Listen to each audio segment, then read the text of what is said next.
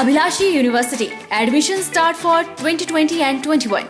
BAMS, D Pharmacy Ayurveda, BSc Honors Agriculture, Diploma in Agriculture, MSc Agriculture, D Pharmacy, B Pharmacy, M Pharmacy, BTech Computer Science and Engineering, PGDCA, MBA, MTech Civil Engineering, Mechanical Engineering, Computer Science and Engineering, 2-year Veterinary Pharmacist Training Course. Also contact for 4-year BA BEd, BSc BEd, Diploma in Arts and Craft, MA Economics, MA Education, MSc Geology Mathematics, PhD in Geology, Management, Education, Pharmacy, Mechanical and Computer Engineering, BSc Medical Lab Technology, BPT. Contact for admission. Abhilashi University, Chalchawk, District Mandi, Himachal Pradesh.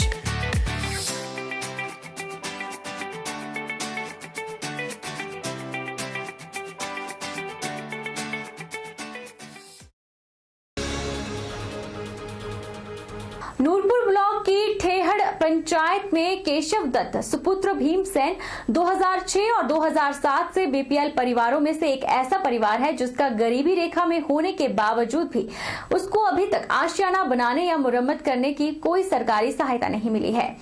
प्रधान बदले, सरकार बदली, पर इस BPL परिवार पर शायद किसी ने गौर नहीं किया। केशव दत्त प्राइवेट नौकरी करता था, लेकिन कुछ समय पहले बीमारी की वजह से काम नहीं कर पाने के चलते घर में ही रह रहा है। परिवार में उनके साथ उनकी पत्नी मधुबाला, 2 बच्चे और एक विधवा बहन रहती है। 2-3 साल पहले स्लेट पोस्ट मकान की एक दीवार गिर गई और बारिश की वजह से सारे मकान को खतरा बन गया है। देखने वाली बात है कि पंचायत घर कुछ ही दूरी पर होने पर भी इसे नजरअंदाज कर रहा है। वैसे तो पंचायत ने 2006 और 7 बीपीएल श्रेणी में डाला है और अब पेंशन भी लगा दी है, पर इतना समय बीपीएल में डालने के बावजूद भी अभी तक मकान बनाने की सुविधा नहीं मिल पाई है।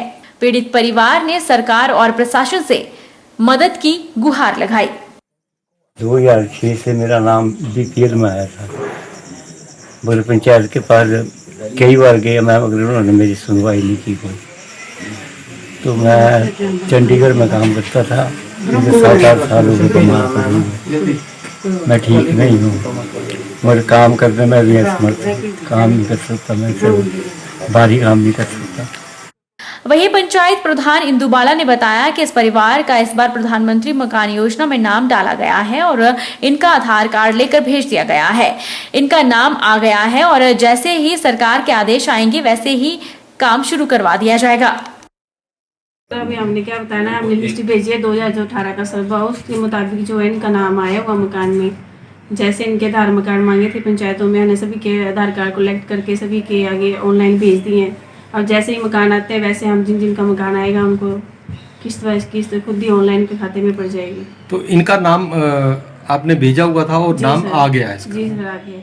बिजली का ट्रांसफार्मर गांव स्नेहड़ भटेहड़ में 2015-2016 में लगना तय हुआ था, लेकिन बीते 5 सालों में यह कार्य पूरा नहीं हुआ। विभाग ने 31 मार्च 2020 से पहले इस कार्य को पूरा करने का वायदा किया, फिर लॉकडाउन के नाम पर कार्य को टाल दिया गया। वहीं सचिन तनवाल का कहना है कि तारीख पर तारीख देखते हुए 2 बार इसकी शिकायत मुख्यमंत्री सेवा हेल्पलाइन में भी की गई, लेकिन वह भी मात्र एक झूठा आश्वासन निकला। सचिन तनवाल ने कहा कि कम से कम 20 बार शिकायत विभाग से की गई है कि कार्य को जल्द पूरा किया जाए, लेकिन विभाग ने कुछ दिन में कार्य पूरा करने का आश्वासन देकर बात को खत्म कर दिया। उन्होंने कहा कि बिजली की हालत इतनी खराब है कि घरों में 2 पंखे भी एक साथ नहीं चलते। ग्रामीणों ने कहा कि अगर 15 दिनों के अंदर कार्य पूरा नहीं हुआ तो अदालत का दरवाजा खटखटाया जाएगा। वहीं बिजली बोर्ड के सहायक अभियंता दान सिंह वर्मा से जब इस बारे में बात की गई तो उन्होंने बताया कि कार्य को 15 अगस्त से पहले पूरा कर दिया जाएगा। सरकार से ये उम्मीद रखते हैं कि हमारे जो कार्य हैं वो जल्द से जल्द पूरे होने चाहिए, जो आम जनमानस के कार्य हैं। जो आप मेरे पीछे ये पिलर देख रहे हैं, ये करीब पिछले 4 सालों से इसी पेड़ की तरह खड़े हैं। ये बिजली का ट्रांसफार्मर पिछले 4 सालों से इस क्षेत्र में लगना तय हुआ था। कई बार विभाग के चक्कर लगाए, विभाग में बैठे अधिकारियों ने सिर्फ जनता को आम ढकोसले दिए। 2 बार मुख्यमंत्री सेवा हेल्पलाइन में 1100 में इसकी कंप्लेंट की गई तो भी कार्य संपन्न नहीं हुआ। स्नेहड़ और भटेहड़ गाँव का जो कच्ची लाइन और ट्रांसफार्मर का काम रुका हुआ था ना, वो था साइट की वजह से। साइट में तित्ती की भी लाइन जा रही थी, उस वजह से दोनों लाइनें आपस में वो हो रही थी, क्रॉसिंग नहीं प्रॉपर हो पा रही थी। ठीक है, आप साइट सिलेक्शन करके दोबारा से काम अवार्ड कर दिया और ठेकेदार ने काम शुरू कर दिया हुआ है, गड्ढे वगैरह कर रहे हैं। 15 अगस्त का टारगेट टाइम है उसका, 15 अगस्त तक वो तैयार करके दे देगा। स्वारघाट की कई पंचायतों में सुंडियों ने मक्की की फसल पर हमला बोल दिया है। सुंडी मक्की के पौधे के तने और पत्तों को खा रही है, जिससे पौधे खराब हो रहे हैं। अगर कृषि विभाग द्वारा समय रहते सुंडी का कोई उपाय नहीं किया गया तो कई पंचायतों में मक्की की फसल पूरी तरह से तबाह हो जाएगी। हालांकि किसान अपने खेतों में कई तरह की कीटनाशक दवाओं का छिड़काव भी कर रहे हैं, लेकिन सुंडी कीट खत्म नहीं हो रहा। किसानों ने सरकार और कृषि विभाग से इस सुंडी कीट का शीघ्र कोई उपाय ढूंढने की गुहार लगाई है, ताकि उनकी मक्की की फसल तबाह होने से बच सके।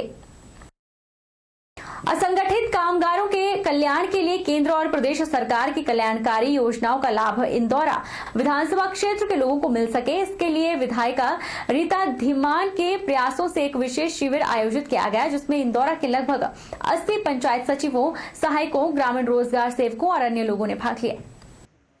योजना चलाई है कि जो समाज में सबसे जो जैसे भाई साहब ने बोला कि समाज में अंतिम पायदान पर बैठे ये मजदूर लोग, इनको अगर लाभ मिल सकता है, हम लोग लाभ दे सकते हैं। सरकार चला रही है, हमारा कुछ नहीं है, हमने थोड़ी सी मेहनत करनी है।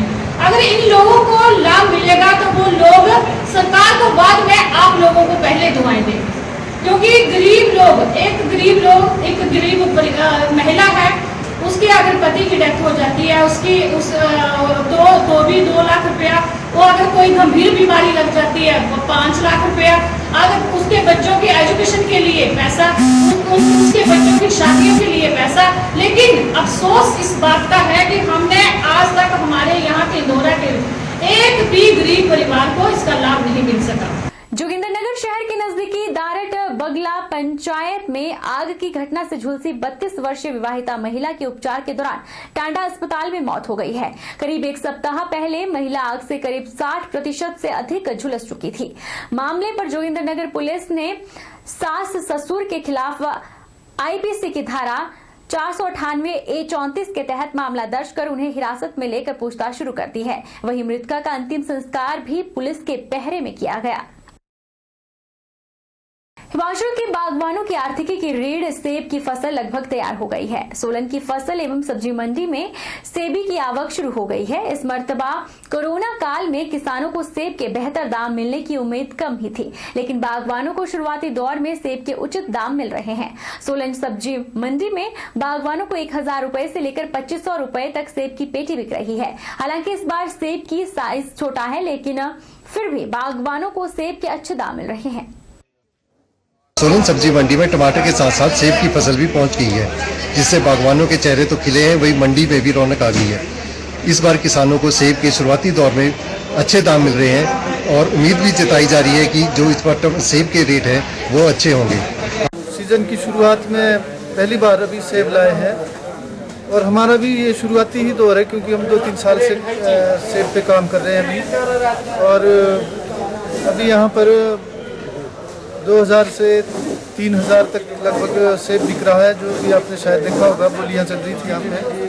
और सेब के जो सीजन की शुरुआत है वो अच्छी हुई है यहाँ पे भी। बहरहाल बुलेटिन में इतना ही। आप देखते रहिए HP 24x7।